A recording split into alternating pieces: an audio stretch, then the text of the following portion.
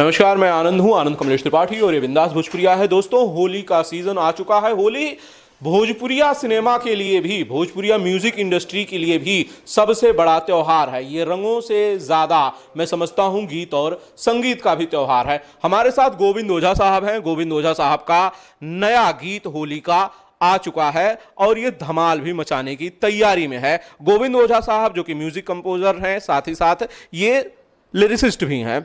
सही कहा सर मैंने? अपने लिए लिखता हूं। अपने लिए लिखते हैं। अच्छा, तो जरा बताइए मुझे गाने के बारे में सबसे पहले। ये गाना आकाश मिश्रा की आवाज़ में आई है और ये बक्सर के हैं। नहले के धल्ला पे विजेता भी थे कि होली मंजाला तुझे आवेलू होली मंजाला अनाता जियारा इच्छा छंजाला। तो ये किस म्यूजिक लेवल से रिलीज हुआ है ये बताइए मुझे। एक एजीएस फिल्म्स है, नई कंपनी है और इसका मकसद ही है कि इस पे सिर्फ सोलफुल गाने आए। ए मेलोडियस जर्नी इसका मतलब टैगलाइन ही है, एक मेलोडियस जर्नी। हाँ सर। गोविंद जी, मुझे ये बताइए कि इस टीम से जो गाना एक बनाना जिम्मेदारी का काम होता है, कई लोगों की मेहनत होती है, आपकी तरह लिखने वालों की मेहनत होती है, म्यूजिशियन की मेहनत होती है, साथ ही साथ जो लोग हैं टीम में उन सब की मेहनत होती है। तो क्रेडिट लाइन में उनका भी नाम लेना चाहिए। कौन कौन से लोग हैं आपके साथ इस गाने में जुड़े हुए हैं? सर डिस्क्रिप्शन आप देखोगे ना सर, तो मैंने हर एक का नाम डाला है। जो रिदम किया है, जिसने बैंजो बजाया है, जिसने हारमोनियम किया है, बाकी सर प्रोग्रामिंग्स हो, कंपोजिशन हो और ये इसका लिरिक्स तो खुद मैंने किया है, मिक्स मास्टर मैं खुद किया हूँ, रिकॉर्ड भी मैं खुद ही किया हूँ। बहुत शानदार, बहुत शानदार। गीत होली में जब होता है, होली का सीज़न होता है बेसिकली, तो कई तरह के आरोपों से भी ये त्यौहार दो चार हो जाता है कि वल्गर सॉन्ग्स आ गए, गंदे सॉन्ग्स आ गए, दुअर्थी गाने आ गए। तो आरोपों से दो चार होती रहती है हर बार की होली। कम से कम मैं उम्मीद करूंगा कि आपके मामले में ये बात सही ना हो। सर मैंने और भी होली सॉन्ग्स बनाए हैं जिसको कल्लू जी ने भी गाए हैं और अंकुश राजा भी गाए हैं, स्नेह उपाध्याय गाई है। तो वो भी साफ़ सुथरा है सर, एकदम नीट एंड क्लीन, कहीं भी बजाओ कोई दिक्कत नहीं है सर। और ये तो एक अलग ही लेवल पे गाना मैंने बनाया है, जो आकाश मिश्रा जी के साथ मैंने गवाए हैं उनको, तो इसके तो एक अलग ही थॉट है। तो वैसे भी सर मेरे नाम पे आप सर्च करोगे ना, तो सर दुअर्थी तो नहीं, मतलब अश्लील गाने तो मैंने बनाए ही नहीं सर। मेरे नाम पे आप गूगल यूट्यूब पे सर्च कर लो, नहीं बनाए मैंने, पूरे लाइफ में नहीं बनाया। दुअर्थी तो ठीक है, दुअर्थी तो फिर हर चीज़ का दुअर्थी है, भोजपुरी का एक मिजाज है, लेकिन शब्द गंदे नहीं होने चाहिए और उसके भाव डायरेक्ट नहीं हो। मैं समझता हूं संगीत गंदा नहीं होना चाहिए, सोच गंदी नहीं होनी चाहिए, दूषित विचारधारा नहीं होनी चाहिए। मजा अपनी जगह पर चीज है सर। संगीत वो फील वो महसूस होना चाहिए और सही पार्ट पर महसूस होना चाहिए, दिल के उस कोने में महसूस होनी चाहिए जहां उसकी जरूरत है, ना कि शरीर के किसी और अंग में संगीत का असर होना चाहिए। बिल्कुल सही बोले आनंद जी, एकदम सही बोल रहे। म्यूज़िक दिल से आती है ना, तो दिल से उठनी चाहिए इसकी आवाज़। हर चीज़ इसका एक एक कण कण में मेलोडियस होना चाहिए, किसी को हर्ट मत करिए। ओझा जी, अब सवाल यह है कि होली का सीजन है, हर छोटा गायक अपने गाने रिलीज करता है, हर बड़ा गायक अपने गाने रिलीज करता है, क्योंकि सबके लिए ये सीजन है। तो आपका गाना औरों से डिफरेंट कैसे खड़ा होगा, कैसे स्टैंड आउट होगा वो? सबसे पहली बात सर कि इसमें मैंने इसका प्रोग्रामिंग जो किया है मैंने सर, पूरा acoustic sir, live rhythm, tabla, ढोलक, प्रकशन जो इंडियन प्रकशन होते हैं सर, जिसमें मंजीरे होते हैं, इसमें घुघरू, वो किया मैंने लाइव। इसमें हारमोनियम बजवाया मैंने, पीस तो हमारे ही हैं। और फिर इसमें हमने आपको बेंजो बजवाया लाइव सर, क्योंकि वो कीबोर्ड से मैं बजाया था पर वो फील नहीं आ रहा था सर। क्योंकि मेरा मानना है कि आप कीबोर्ड से क्या निकाल लोगे सर, कीबोर्ड से क्या क्या चीज़ें निकालोगे। कीबोर्ड मतलब बैकग्राउंड में होना चाहिए, फ्रंट पे नहीं, फ्रंट जो चीज़ें आए उसको देना चाहिए। तो वो चीज़ें मैंने इसमें किया। आप ये भी कह सकते हो कि इस साल का सबसे महंगा ऑडियो। अच्छा, हाँ, ये कह सकते हो सबसे महंगा ऑडियो। जब आपने ये बात कही, आपने ये अपनी तरफ से कोट किया, तो मैं आपको ये बताना चाहता हूँ ओझा साहब कि संगीत का जो दायरा है भोजपुरी सिनेमा में स्पेशली, वो बहुत ज़्यादा बढ़ता जा रहा है। मैं देखता था जो सिंगर्स 1-2 लाख रुपए में गाने करते थे, अब वो 20-20 लाख रुपए गानों के लिए 15-15 लाख रुपए कोट कर रहे हैं। बड़े बड़े स्टार्स के गाने बहुत महंगे बिक रहे हैं, यहां तक कि म्यूजिक कंपनियों की होड़ लगी हुई है कि बड़े स्टार्स के गाने हमको मिलें। उन सबसे ऊपर है आपका गाना? नहीं, मैं किसी से तुलना नहीं करना चाहता, पर आप गाना सुनोगे तो अलग तो सबसे है। ऊपर नीचे म्यूज़िक में क्या बोलूँ, सबका अपना अपना टेस्ट होता है, पर अलग तो है सर, डिफरेंट साउंड है। जैसे हम बॉलीवुड का गाना सुनते हैं, आप बढ़िया आप हेडफोन में सुनोगे तो पूरा सराउंड आपको सुनाई पड़ेगा। हम कई ऐसे म्यूजिशियन को सुने कि तुम्हारा गाना सराउंड बोलता है। तो अभी मैंने बेंजू तो यहाँ डब नहीं हुआ था, बेंजू तो मैंने भेजा था आरा, एक पवन करके हैं लड़के, बड़ा अच्छा बजाते हैं।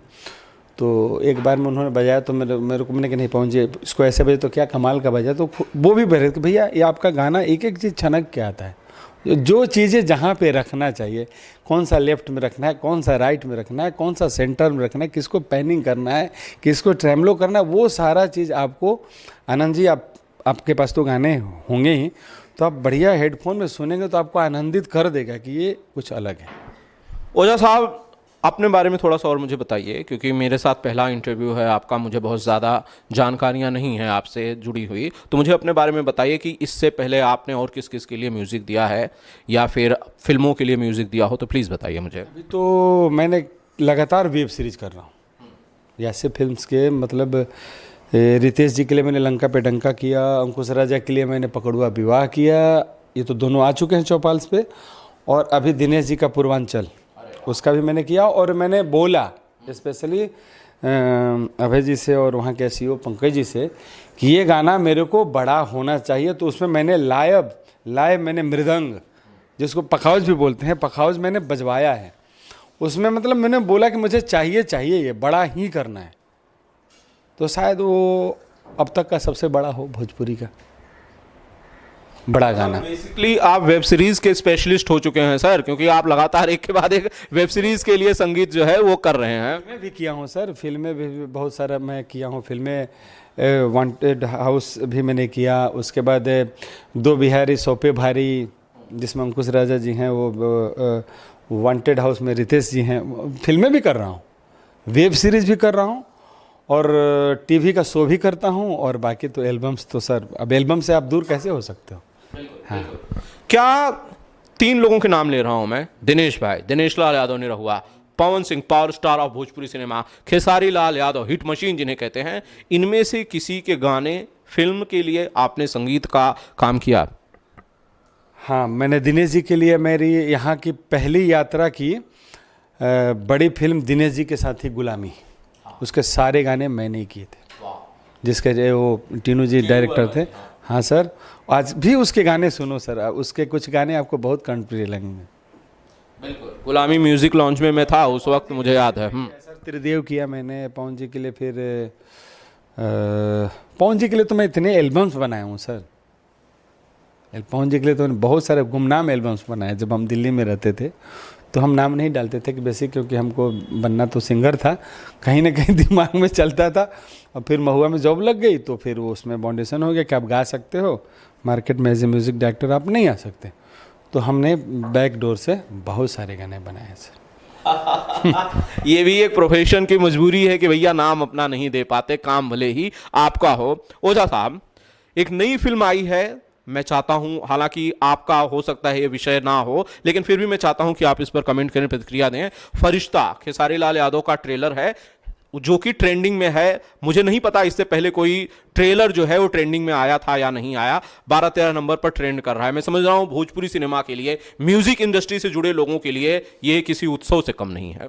नहीं, कोई भी चीज़ जब बढ़िया आए और ट्रेंडिंग करे तो इससे बड़ी बात क्या हो सकती है, बहुत खुशी की बात है, अच्छी चीज़ है। आपने कोई गाना सुना उस फिल्म का या उस ट्रेलर से, आपने सुना कुछ? नहीं, जब आप कह रहे हैं तो मैं देखूंगा, लेकिन मैंने देखा था आज कि ट्रेंडिंग में फरिश्ता कर रहा है, क्योंकि संघर्ष 2 का मैंने नाम सुना था, संघर्ष 2 का ज़्यादा हाइप है, तो आपने जो बोला, लेकिन अभी मैं सुबह देखा तो ट्रेंडिंग में जा रहा था फरिश्ता, तो देखूंगा इसको। खेसारी लाल यादव के लिए कभी आपने म्यूजिक दिया? नहीं, खेसारी लाल जी के साथ मैंने काम किया टीवी शो पर, म्यूज़िक अभी नहीं दिया मैंने उनके साथ। हाँ, उनके लिए नहीं किया मैंने। तो फिलहाल आप खेसारी भाई के लिए काम नहीं कर पाए, बट करेंगे आने वाले समय में, मैं यही समझ रहा हूँ। बिल्कुल करेंगे, क्यों नहीं करेंगे। जो अच्छा काम होगा, मेरे मूड का काम होगा तो बिल्कुल करेंगे। नहीं, मुझे लगा बहुत सारे गाने आपने पवन सिंह के लिए किए, तो हो सकता है पवन सिंह के गुट के हो, खेसारी लाल के गुट के ना हो। किसी गुट के हम नहीं है सर, हम एक ही गुट के, म्यूजिक वाले गुट के। अच्छा म्यूजिक करना, क्या गुट करना है सर। कब बुलावा आ जाए आपको पता है, निकल लेंगे कभी भी, तो क्या गुट। तो गुटों में विश्वास नहीं करते, बट ये शायद बैड लक है सिनेमा का कि गुटों में लोग बटे हुए हैं। रिसेंटली इंटरव्यू मैंने किया था तो उन्होंने कहा कि भैया एक्टर्स जो हैं, कैमरामैन से लेकर तमाम लोग फिल्मों से जुड़े हुए वो गुटों में बटे हुए हैं। ये दुर्भाग्यपूर्ण है भोजपुरी सिनेमा के लिए, कम से कम। नहीं, म्यूजिक बस म्यूजिक होना चाहिए और म्यूजिक करना चाहिए। क्या गुट करेंगे, वो एनर्जी लॉस हो जाती है उससे, बिल्कुल आप डिफोकस हो जाते हैं। काश बड़े लोग भी इस बात को समझ पाते कि आपको जहां ध्यान केंद्रित करना है वहीं ध्यान लगाइए। ऐसे विवादों में, बवालों में लगाएंगे तो ऐसे ही मामला उलझा हुआ रहेगा। फिलहाल शुक्रिया ओझा जी मेरे से बात करने के लिए, और मैं उम्मीद करूंगा, दुआ करूंगा कि आपका गाना सुपर डुपर हिट हो। Thank you sir. Thank you. और आपके बिंदास भोजपुरिया चैनल्स को मैं बोलता हूँ कि और आगे बढ़े। और आनंद जी, आपको भी मैं थैंक यू बोलता हूँ कि आप मेरे यहाँ आए और मेरे से बातचीत किया। धन्यवाद सर। थैंक यू दिलीप भैया, शुक्रिया इस इंटरव्यू को शूट करने के लिए।